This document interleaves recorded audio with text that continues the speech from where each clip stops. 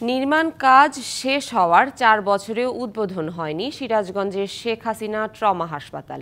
এতে একদিকে যেমন স্বাস্থ্যসেবা থেকে বঞ্চিত হচ্ছেন দুর্ঘটনা কবলিতরা, অন্যদিকে সরকারের প্রায় ১১ কোটি টাকা খরচে করা হাসপাতালটি আছে অযত্ন অবহেলায়। নষ্ট হচ্ছে মালামাল। সড়ক দুর্ঘটনায় প্রাণহানি কমাতে দ্রুত হাসপাতালটি চালু করার দাবি স্থানীয়দের। সিরাজগঞ্জের বঙ্গবন্ধু সেতুর পশ্চিম সংযোগ মহাসড়কে দুর্ঘটনা এখন নিয়মিত। চালকদের বেপরোয়া গতিতে গাড়ি চালানো ও নিয়ম না মানায় হতাহত হন অনেকেই। তাদের দ্রুত সেবা দেওয়ার লক্ষ্যেই ২০১৮ সালে এই মহাসড়কের পাশেই শেখ হাসিনা ট্রমা হাসপাতাল নির্মাণের উদ্যোগ নেয় সরকার।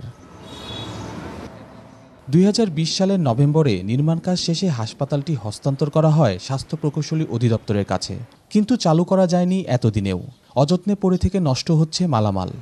এলাকাবাসী হিসাবে আমাদের এমপি মহোদয় ডক্টর জান্নাতারা তালুকদার হেনরির কাছে অনুরোধ, উনি যেন স্বাস্থ্য মন্ত্রণালয় এবং মাননীয় প্রধানমন্ত্রীর সঙ্গে কথা বলে দ্রুত এই হাসপাতালটি চালু করে। চালু না হওয়ার কারণে অনেক জিনিসপত্র ইতিমধ্যেই এই হাসপাতাল থেকে চুরি হয়ে যাচ্ছে। ওয়ালটন ফ্রিজ কিনে অনেকের মতো আপনিও হয়ে যেতে পারেন মিলেনিয়াল। সেরা পণ্যের সেরা অফার। যে জন্য এই হসপিটালটি তৈরি করা হয়েছে সে কার্যক্রমটা খুবই দ্রুত শুরু হয়। যেটা ২০১৮ সালে কাজ শুরু হয়, ২ বছর পরে কিন্তু এই ভবনটার কাজ শেষ হয়ে যায়। দীর্ঘ ৪ বছর যাবত এই ভবনটি কোনো কার্যক্রম নাই। মাননীয় প্রধানমন্ত্রীর কাছে আমরা আকুল আবেদন করি যে এই হাসপাতালটি দ্রুতগতি চালু করার জন্য। জেলা সিভিল সার্জন বলছেন, হাসপাতালটির প্রশাসনিক অনুমোদন সহ অন্যান্য কাজ অনেকটাই শেষের দিকে।